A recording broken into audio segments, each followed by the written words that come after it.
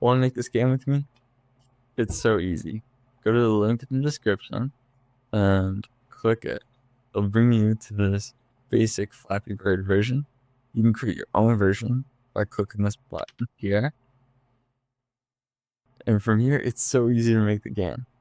Like, if we want to add a sound effect, like this cool flap sound, all we have to do is say, add a cool flap sound. Type add, click it, let's check it out. Sounds great. Okay, let's get started. Alright, so in this step, we're going to be creating the pair of pipes on the screen. So, I'll tell Rosie to create a pair of pipes with the top pipe and the bottom pipe.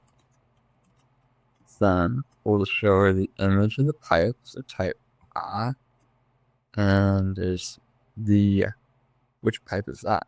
It's pipe, the bottom pipe. So we don't have an image for the top pipe, but that's okay. Look, oh yeah, this is the bottom pipe. You can't see it, by the way. So please flip it around for the top pipe. I asked for a pair of pipes, and Rosie made the whole game. This kind of happens often, especially if you're recreating a game that Rosie already knows, like, what the end result is. Trying to jump ahead of you a few steps. What I'll do is take a step back and tell Rosie to remove the features for game over or game restart, moving pipes, pipe spawning. Yeah. And then say, what would I like? I would like for one pipe pair to be on the screen. Okay. So now you can see the game is way less chaotic. It's nice. We have the pipes, but they look really dead. Let's make the pipes bigger first. I'd say the pipes should be bigger by about twice as much. That pipe is over the ground and it looks so weird. So we could fix that. I would say, like the pipes are in front of the ground. Make sure they are placed behind the ground in the scene. So this looks way better. Next up, we're going to be creating this endless scrolling for the pipe pairs. It's really cool. You see there's always about 2 of them, and they're at different heights. So, let's go. Create an endless scrolling effect for, I'll do just this pipe pair first. For one pipe pair in the game. Alright, so there's our pipe pair, and whenever it gets to the far left, it should come back around. Yep, that's perfect. So what we could do next, so that there's more pipes on the screen, would be to create another one that's past this pipe, maybe about by half the width of the screen, so that you can get to it. And then the other one has already wrapped around, so you're always jumping between them. So to do it, I'll tell Rosie to create another pipe pair to the right of the pipe pair we have. There should be about half the screen width to further to the right. Alright, let's check this out. There's one, there should be another. There it is. And when that one goes around, then there'll be another. Yeah, this is good. Let's make the scrolling speed a lot faster. Oh, this is crazy. Yeah, that's cool. The gaps are really big. Make the gaps between the top and bottom pipes of a pair. So you gotta be careful. We're not trying to talk about distance between pipes. See how hard it is to like say exactly what you mean? I mean to say we need to make the distance between the top and the bottom shrink. Yeah, I like that. Alright, so now we're gonna be doing the game over and restart.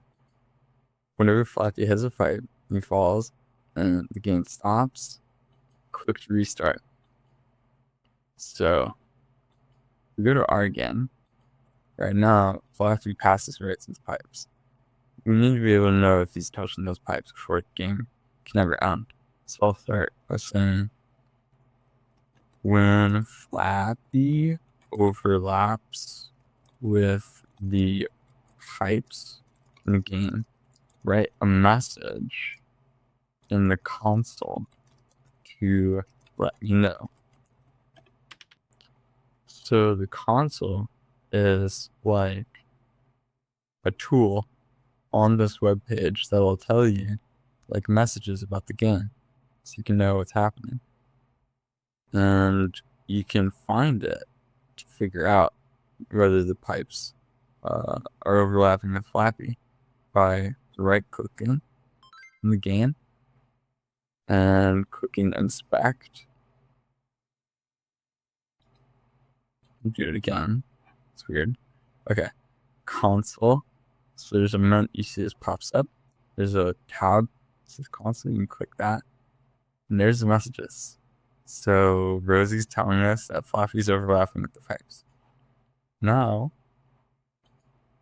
that means we could do game over. So game over would be, most simply, everything stops. So when Flappy hits a pipe, let's make the game end. When the game ends, stop scrolling, stop the flapping animation. And also, you saw that Flappy should fall. And Flappy should fall to the ground. So it's so cool. Hit that pipe. Oh, what the heck? Okay. I'm gonna try again.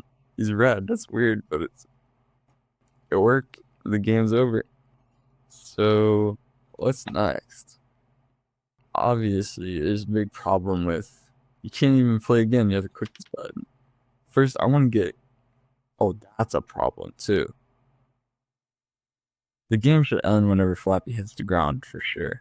So you saw it. He skates across the ground. I'm gonna fix that. When Flappy Bird hits the ground, the game should end as well. And then also, Flappy should not turn red when the game ends. Alright, let's check it out. Oh, yeah.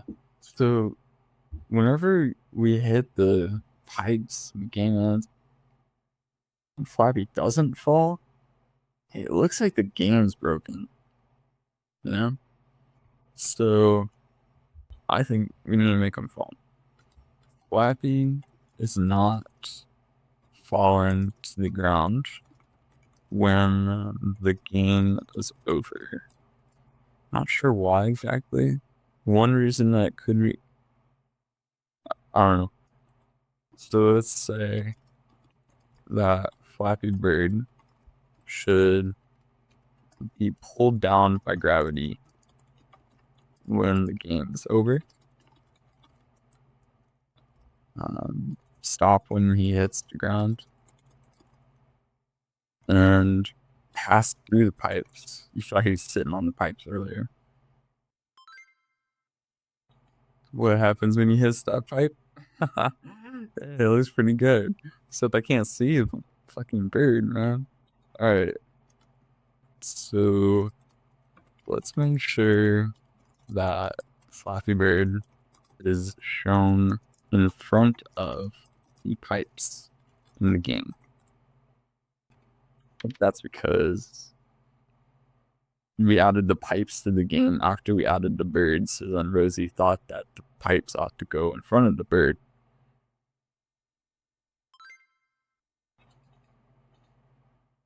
Nice. You can also add like the rotations so that whenever Flappy falls, you like, no. That's up to you.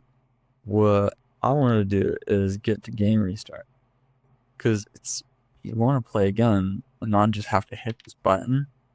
It's really tedious. So it's easy. When the game is over, there should be a way to restart or like play again. I'll go with cap anywhere to play again. Something simple at first. That doesn't look too good. Okay. I can do it though, right? Uh-oh, scrolling should work. So, if that happens for you, it's probably because the way we're restarting the game is not resetting every single thing back to the beginning. So I'll let Rizzo know.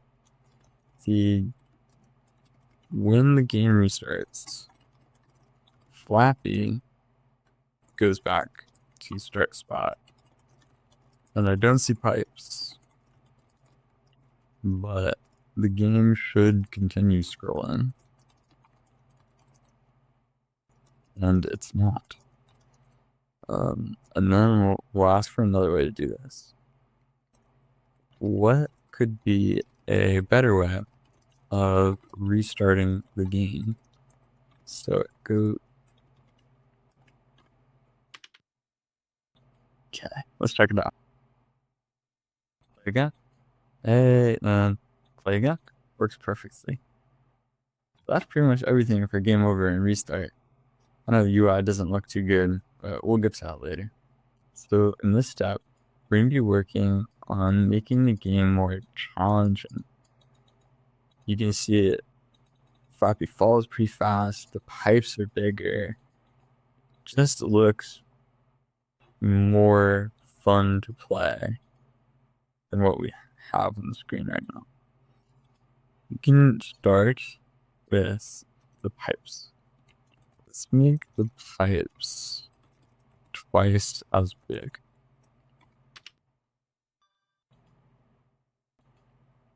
Okay, it looks so much better, but it's really hard. What's happening is, whenever I'm in the pipe and I'm flapping, I still hit the top, and that's just not fair. What could work is to make Flappy fall faster. Increase the pull of gravity on Flappy. He's so floaty. And let's do it by twice as much. Okay, let's check this out. Whoa. Okay. Looks better, but in this version, the issue with hitting the pipes looks more to do with Flappy's flaps too quickly up into the air. So I'll say, make the strength or speed of each flap less. Alright, let's try this out. Yeah, that's way better. Okay. It's already really starting to come together. Okay. I think that gives you an idea of how to balance it. So, like, Rose gives some more suggestions, and or is it just trying to find a feel for your game that makes you want to play again? So next step, I think we should get to work on scoring. So go back to the example. Starts with there's a score at the top, and when if Flappy could get through 1, 2, 3, yeah. So score goes up whenever we get through the pipe. So let's tell Rosie to track a score in the game and increase the score when Flappy Bird moves across a pipe pair in the game. Okay, let's check it out. Rosie added a text. It's working. 2, 3. Should have gone up to 4 by now. What happens when we restart? Goes back to 0. Okay, so a lot of interesting things happened. Rosie added a text to show the score and this restart event. I didn't say that. It's one of the cool things working with Rosie is she often, fills in the blanks for you. So remember that. Now, the issue, why did the score increase for those ones, this one or this one? So I'm going to let Rosie know the details here, because so whenever the game starts, we create 2 pipes, and when we cross those ones, it works, but not for any of the other ones that are respawned, and that's odd. There must be something wrong with those pipes, in particular, the ones that get respawned. So let's tell Rosie about that and how to fix it. When Bird crosses the first couple pipes, the score increases, but this doesn't happen when crosses any pipes that have been respawned. It's what's wrong with how we check for the score increase with these pipes that have been respawned? How to fix it? So Rosie fixed it, I think. It makes sense. She says that whenever pipes goes off the screen and then would get respawned, the game would think that Flappy had already passed it because we're just moving that pipe back over here and Flappy did pass it. So why increase the score? And now we should work like that pipe went off. We haven't passed it before, so increase the score. Working. It's very cool. So that's why it's so important to be like super duper specific about a problem that happens in your game, because then Rosie can kind of figure it out on her own. Now, our UI looks like garbage, so let's fix that in the next step. This is what the UI should look like whenever the game ends. There's a play button. You can go here and click to restart. So clearly the play button is where we should use a app and look for the image in our project play button for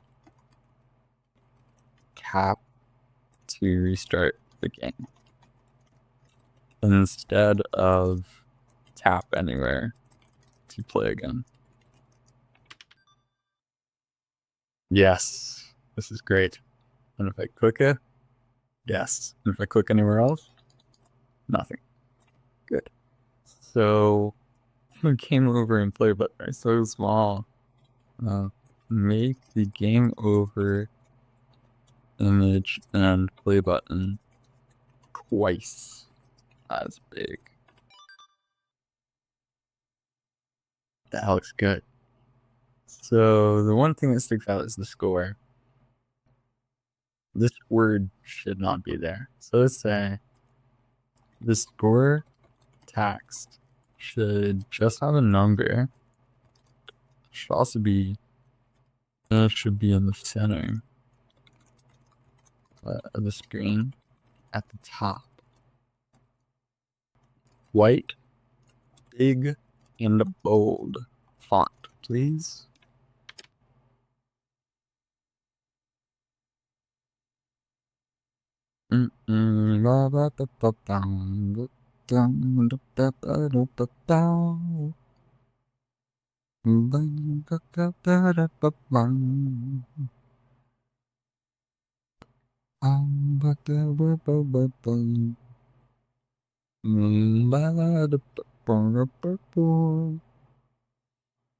Hey, doesn't this look so good?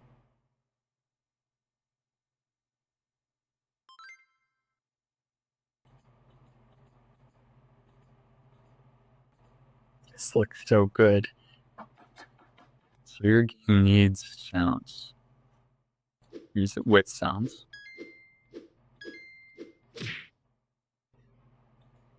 And without sounds.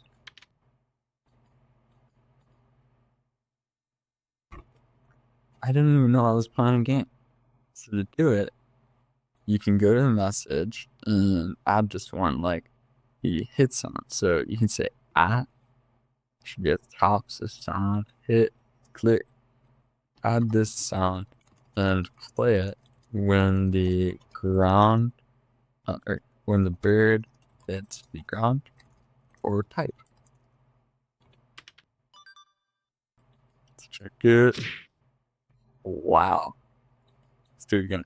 It's a little loud. So play the hit sound at 50% volume.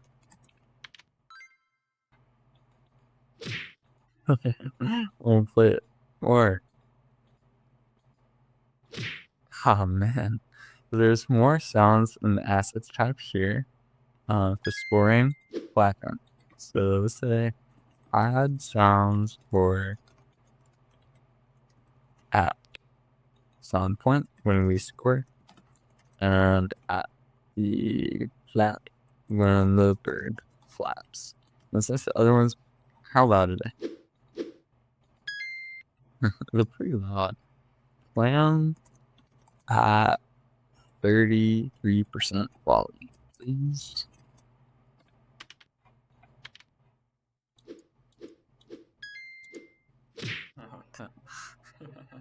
So it's awesome.